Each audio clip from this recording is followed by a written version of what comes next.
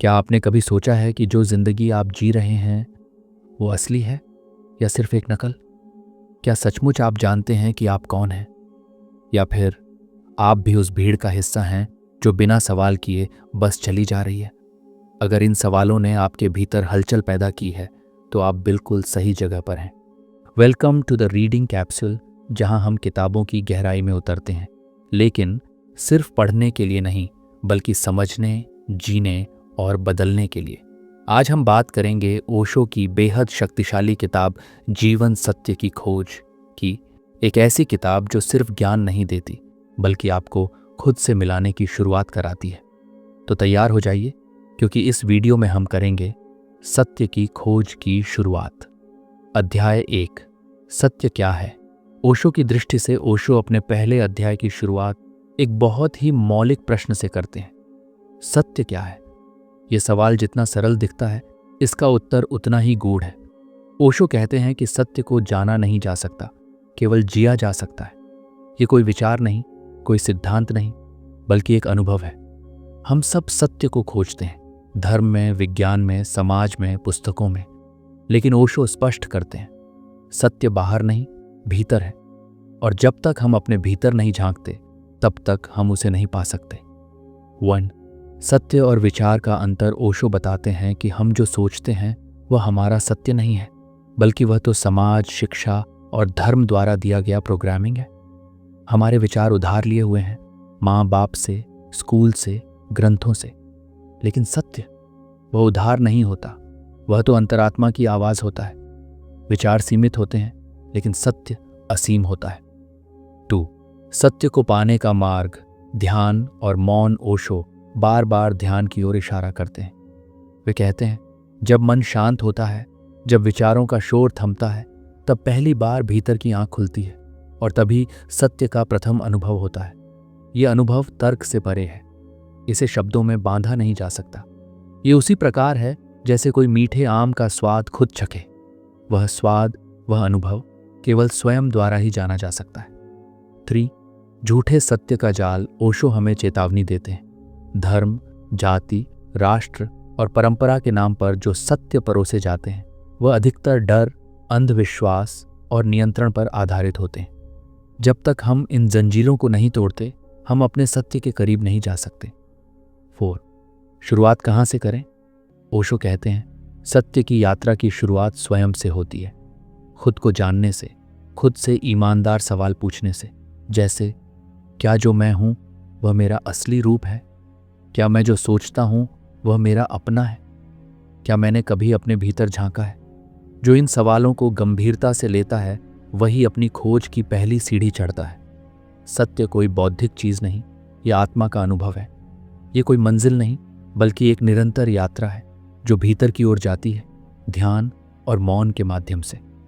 अगर सत्य भीतर है तो फिर वो कौन सी चीज है जो हमें अपने ही भीतर जाने से रोकती है? क्या यह हमारा डर है, हमारा अहंकार, या कुछ और? इस सवाल का उत्तर जानने के लिए देखिए अगला अध्याय, जहां ओशो बताते हैं कि मनुष्य क्यों भटकता है और खुद को क्यों खो देता है। अध्याय 2, मनुष्य क्यों भटकता है। ओशो का विश्लेषण, सत्य के रास्ते में सबसे बड़ी रुकावट कौन है? ओशो इस अध्याय में सीधा सवाल उठाते हैं, अगर सत्य हमारे भीतर है तो फिर हम उससे इतने दूर क्यों हैं? जवाब है मन। मनुष्य का मन उसकी सबसे बड़ी शक्ति भी है और सबसे बड़ी भूल भी। ओशो कहते हैं कि मनुष्य इसीलिए भटकता है क्योंकि वह मन के अधीन है, और मन वास्तव में हमारा नहीं है। 1. मन क्या है? ओशो के अनुसार मन एक संग्रह है, विचारों, धारणाओं, संस्कारों और अनुभवों का जो हमने दूसरों से लिया है। ये कोई स्वतंत्र सत्ता नहीं है, यह अतीत का बोझ है, स्मृतियों का स्टोर हाउस। जब भी आप कुछ सोचते हैं, वह सोच असल में आपकी नहीं, वह समाज, शिक्षा, धर्म या परिवार द्वारा दी गई है। इसलिए जब मन हमें चलाता है तो हम दूसरों के बनाए रास्ते पर चलने लगते हैं, अपना रास्ता कभी खोज ही नहीं पाते। दूसरा, मन में भटकाव क्यों है? ओशो समझाते हैं कि मन हमेशा या तो अतीत में उलझा होता है या भविष्य की चिंता में। वह कभी भी वर्तमान में नहीं ठहरता, और सत्य केवल वर्तमान में ही उपलब्ध होता है। ये भटकाव इतना स्वाभाविक बन गया है कि हमने इसे जीवन का हिस्सा मान लिया है।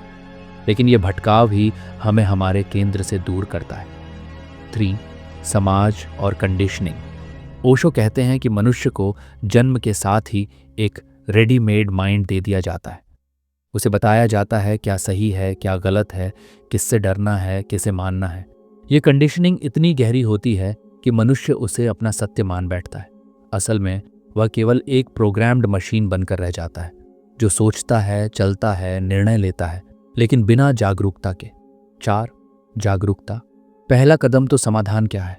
ओशो कहते हैं जागो, अपने विचारों को देखो, अपने डर को देखो, अपने शुड और शुड नॉट को देखो। जब तुम देखना शुरू करते हो तो बदलना भी शुरू होता है। ध्यान, मेडिटेशन ही वह आईना है जिसमें मन का चेहरा पहली बार साफ दिखाई देता है। 5. मन को साधना नहीं, समझना है। ओशो कहते हैं कि मन से लड़ो मत, वह तुम्हारा दुश्मन नहीं है। उसे दबाओ मत, बस देखो। जैसे ही तुम मन को बिना हस्तक्षेप के देखना शुरू करते हो, एक गहरा परिवर्तन शुरू होता है। धीरे धीरे मन शांत होता है और उसकी जगह एक नई चेतना प्रकट होती है। वही है आत्मा की शुरुआत। मनुष्य इसलिए भटकता है क्योंकि वह अपने मन को खुद समझे बिना उसके आदेशों पर चलता है। जब तक वह मन को जागरूकता की रोशनी में नहीं देखता, तब तक वह अपने ही सत्य से दूर बना रहता है।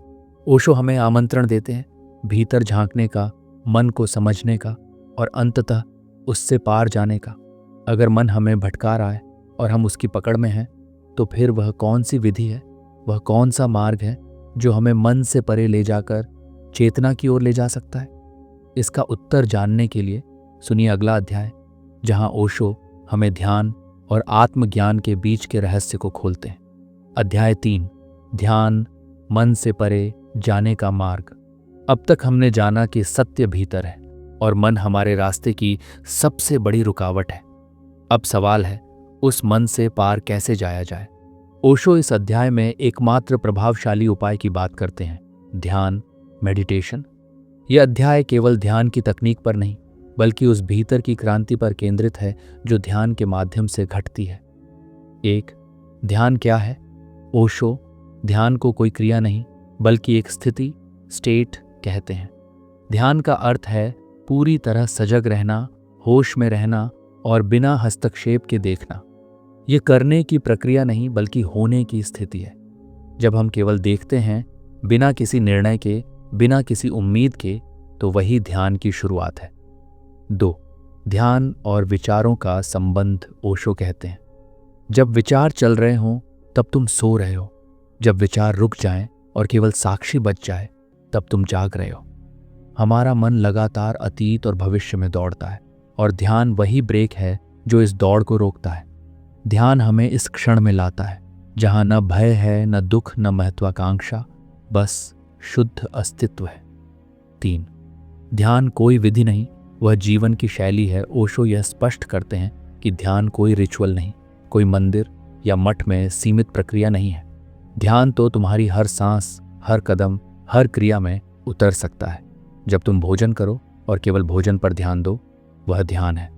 जब तुम चलो और अपने चलने को महसूस करो, वह ध्यान है। ध्यान का मतलब है पूरे होश के साथ जीना। 4. ध्यान की बाधाएं। ओशो बताते हैं कि ध्यान में सबसे बड़ी बाधा है हमारी बोरियत और बेचैनी। जैसे ही हम चुप बैठते हैं, हमारा मन 1000 आवाज़ें पैदा करता है, लेकिन यहीं से यात्रा शुरू होती है। अगर हम इन आवाज़ों से भागे नहीं, बल्कि उन्हें शांत भाव से देखें, तो धीरे धीरे वे स्वयं मौन हो जाती हैं और उसी मौन में सत्य की पहली झलक मिलती है। 5. ध्यान और आत्मा का मिलन। ध्यान का अंतिम फल क्या है? स्वज्ञानी बनना। जब तुम अपने भीतर उतरते हो तो धीरे धीरे मैं कौन हूं का उत्तर मिलने लगता है। वह उत्तर शब्दों में नहीं होता, वह होता है एक अनुभव, एक एहसास कि तुम शरीर नहीं हो, मन नहीं हो, बल्कि शुद्ध चेतना हो। ध्यान केवल बैठने की तकनीक नहीं, ये जीवन को पूरी जागरूकता से जीने की कला है। ये मन की सीमाओं से परे जाने का रास्ता है, जहां तुम्हें अपने असली स्वरूप का दर्शन होता है। ओशो कहते हैं ध्यान में ही वह द्वार है जो आत्मा से परमात्मा तक खुलता है। अगर ध्यान हमें हमारे भीतर की चेतना तक ले जाता है, तो फिर वह कौन सी आंतरिक ऊर्जा है जो ध्यान के माध्यम से जागती है और हमें चेतना की अगली अवस्था, समाधि तक ले जाती है? क्या वह ऊर्जा हर इंसान में होती है और क्या हम उसे जागृत कर सकते हैं? इस रहस्य से पर्दा उठेगा अगले अध्याय में, जहां ओशो चर्चा करते हैं कुंडलिनी और चेतना की ऊर्जाओं पर। अध्याय 4, कुंडलिनी, भीतर छुपी चेतना की विस्फोटक शक्ति। अब तक ओशो हमें ध्यान, मन और चेतना की ओर ले आए हैं, लेकिन ध्यान केवल एक शुरुआत है। उसके बाद जो होता है वह है भीतर की ऊर्जा का जागरण। इस अध्याय में ओशो बात करते हैं कुंडलिनी की, एक ऐसी शक्ति जो हर इंसान में सुप्त अवस्था में मौजूद है, लेकिन जागने पर वह व्यक्ति को सामान्य से असाधारण बना सकती है। एक कुंडलिनी क्या है? ओशो बताते हैं कि कुंडलिनी कोई कल्पना नहीं, बल्कि एक जीवंत ऊर्जा है जो हमारे मेरुदंड, स्पाइनल कॉर्ड के मूल में सर्पाकार लिपटी हुई पड़ी रहती है। ये शक्ति हर मनुष्य में है, लेकिन अधिकांश लोग उसे कभी जागृत नहीं कर पाते। क्यों? क्योंकि हम बाहर की दुनिया में ही उलझे रहते हैं और भीतर की इस गहराई तक कभी जाते ही नहीं। 2. कुंडलिनी का जागरण कैसे होता है? ओशो के अनुसार ध्यान, प्राणायाम, मौन और आंतरिक समर्पण के माध्यम से धीरे धीरे यह ऊर्जा ऊर्ध्वगामी होती है, और जैसे जैसे यह ऊपर उठती है, हमारी चेतना की 7 परतें, चक्र सक्रिय होती जाती हैं। हर चक्र के साथ हमारा जीवन बदलता है, सोचने का ढंग, अनुभव करने की क्षमता, प्रेम की गहराई, सब कुछ। 3. कुंडलिनी और मानसिक परिवर्तन। ओशो ये बताते हैं कि कुंडलिनी कोई चमत्कार नहीं करती, बल्कि यह हमें अपने संपूर्ण रूप में जीने का अवसर देती है। जब यह शक्ति जागती है तो व्यक्ति का मन, शरीर और आत्मा एक अलग ही स्तर पर कार्य करने लगते हैं। वह भीतर से शांत, लेकिन बाहर से पूरा जागरूक होता है। उसे न बाहरी नियमों की जरूरत रहती है, न किसी धर्म की बैसाखी, क्योंकि वह स्वयं में पूर्ण हो जाता है। 4. खतरा और समझदारी। ओशो चेतावनी भी देते हैं कि कुंडलिनी का जागरण कोई खेल नहीं है। अगर यह अज्ञान और अहंकार के साथ किया जाए तो यह मानसिक और शारीरिक असंतुलन भी ला सकती है। इसलिए ओशो जोर देते हैं कि इस यात्रा में जागरूकता, मार्गदर्शन और गहरी आंतरिक शुद्धता जरूरी है। 5. कुंडलिनी और ध्यान का संबंध। ओशो कहते हैं, ध्यान अगर दीपक है तो कुंडलिनी उसकी लौ है। ध्यान से रास्ता बनता है और कुंडलिनी उस रास्ते पर प्रकाश डालती है। ध्यान से ही यह ऊर्जा ऊपर उठने लगती है और अंततः व्यक्ति की चेतना समाधि की ओर प्रवाहित होती है। कुंडलिनी वह छुपी हुई शक्ति है जो हर व्यक्ति में मौजूद है, लेकिन उसके जागरण के लिए ध्यान, अनुशासन और आंतरिक सत्यता की आवश्यकता होती है। ओशो इसे आत्मा की अग्नि कहते हैं, जो जलती है तो भीतर का अंधकार खत्म कर देती है और केवल प्रकाश ही शेष रह जाता है। अगर कुंडलिनी हमें चेतना के ऊपरी स्तर तक ले जाती है तो फिर वह अंतिम अनुभव क्या है, जहां न मन बचता है, न विचार, न अहम, केवल पूर्ण शांति और एकत्व। क्या वह अवस्था ही है जिसे ओशो समाधि कहते हैं, और क्या वह हर इंसान के लिए संभव है? इस रहस्य का खुलासा होगा अगले अध्याय में, जहां ओशो चर्चा करते हैं समाधि, निर्वाण और आत्मा की पूर्ण मुक्ति पर। अध्याय 5, समाधि, जब मैं मिट जाता है। अब तक की यात्रा हमें ध्यान, कुंडलिनी और चेतना के जागरण तक लाई है, लेकिन ओशो कहते हैं यह अभी अंत नहीं है, बल्कि एक अंतिम छलांग अभी बाकी है। वह छलांग है समाधि में कूदने की। 1. समाधि क्या है? ओशो समाधि को परिभाषित नहीं करते क्योंकि वह परिभाषा में नहीं आती। वे कहते हैं समाधि कोई उपलब्धि नहीं, बल्कि यह अहम का पूर्ण विसर्जन है।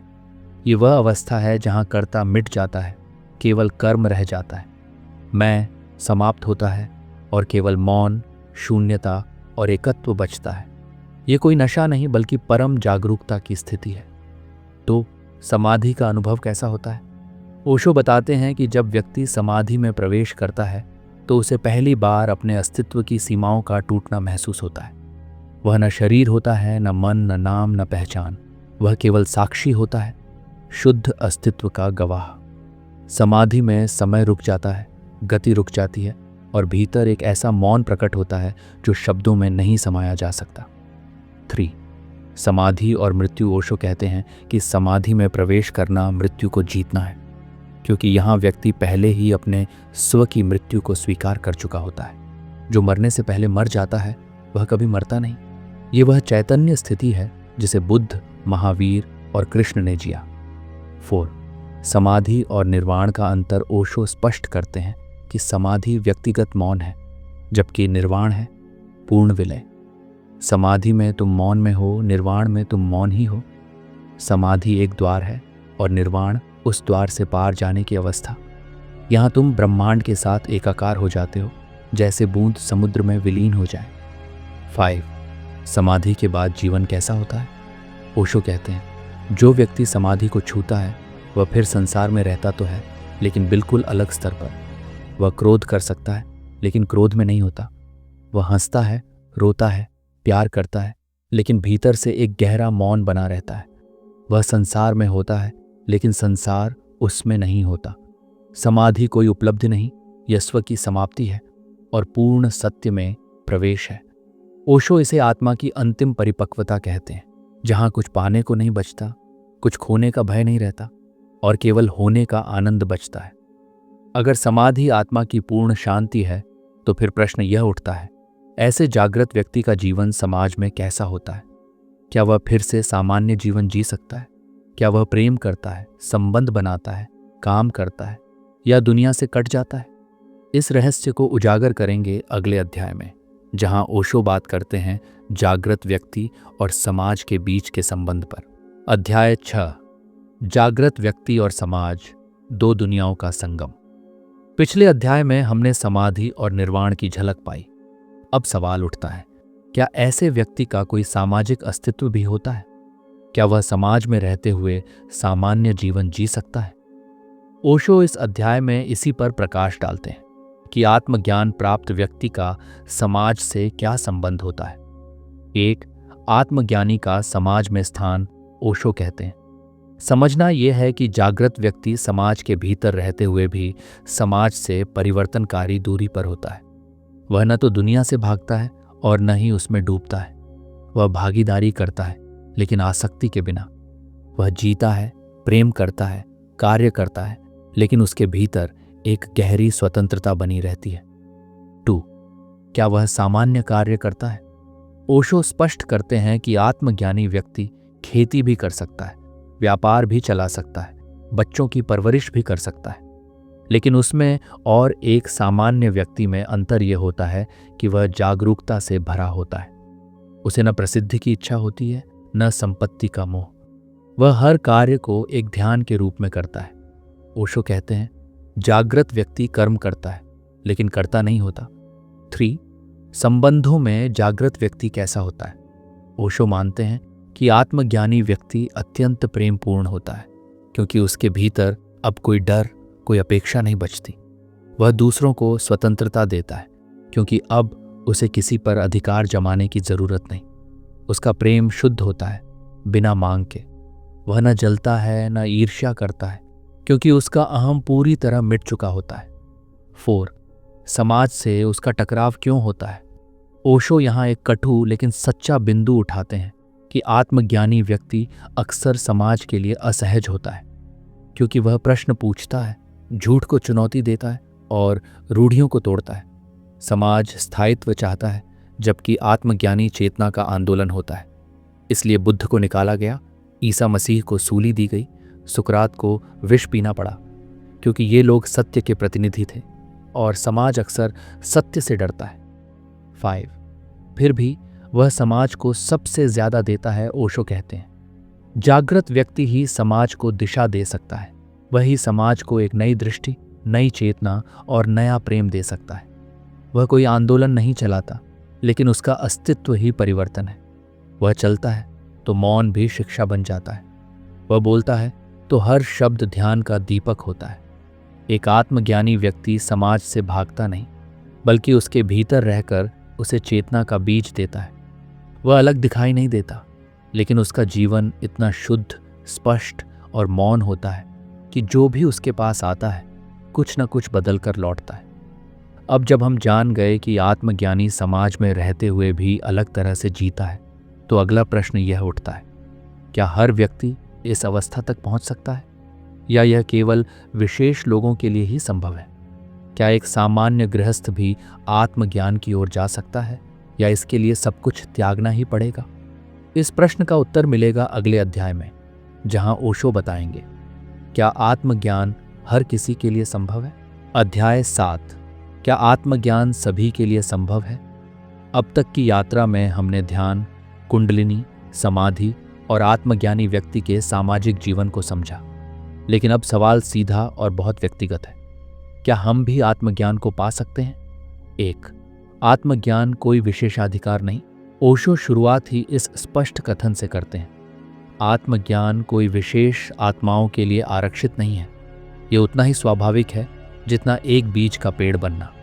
हर इंसान में आत्मज्ञान की संभावना छिपी हुई है। जैसे हर बीज में वृक्ष बनने की क्षमता होती है, वैसे ही हर इंसान में बुद्ध बन जाने की संभावना होती है।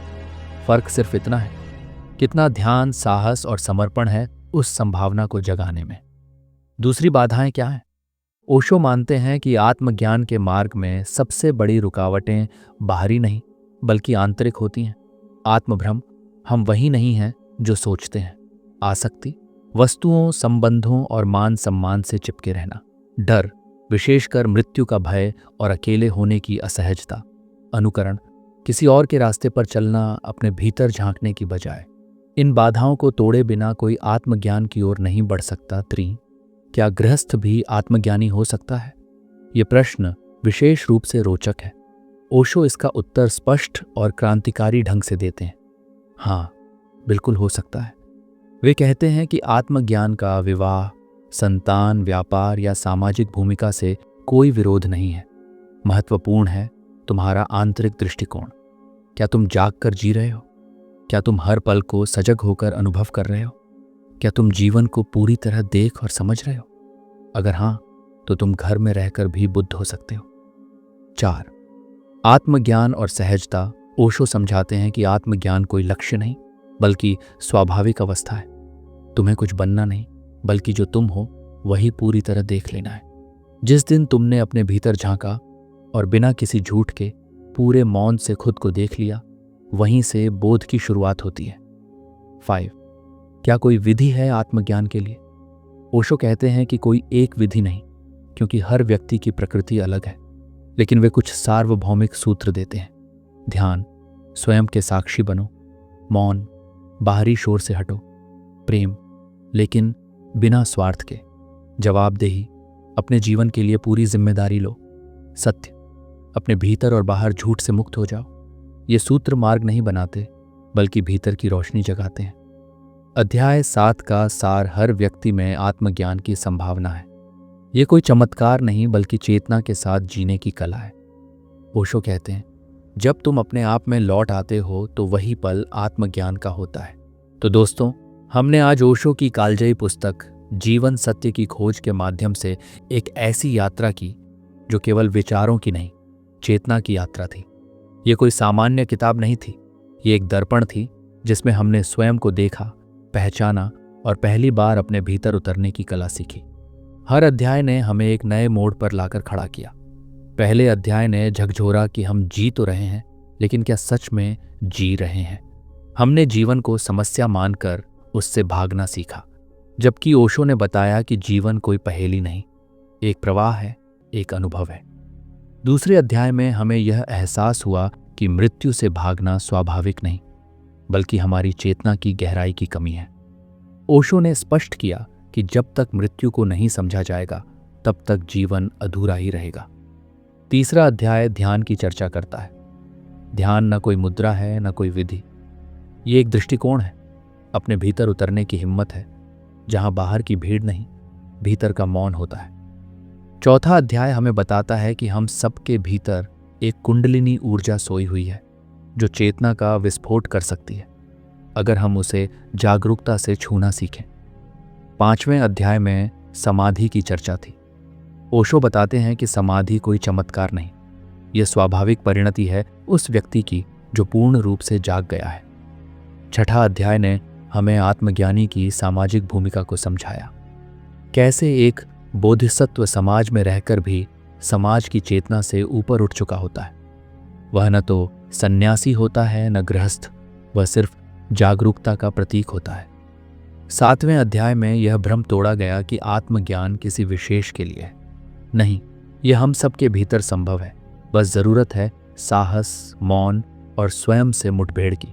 8वें और अंतिम अध्याय में यह स्पष्ट होता है कि आत्मज्ञान अंत नहीं, बल्कि नए जीवन की शुरुआत है, जहां आप कार्य भी करते हैं लेकिन कर्ता नहीं होते, जहां आप प्रेम करते हैं लेकिन अपेक्षा नहीं रखते, जहां जीवन के हर क्षण में एक मौन सौंदर्य, एक मधुर उपस्थिति और एक गहरी शांति होती है। सत्य की इस यात्रा को जारी रखने के लिए सब्सक्राइब करें द रीडिंग कैप्सूल को।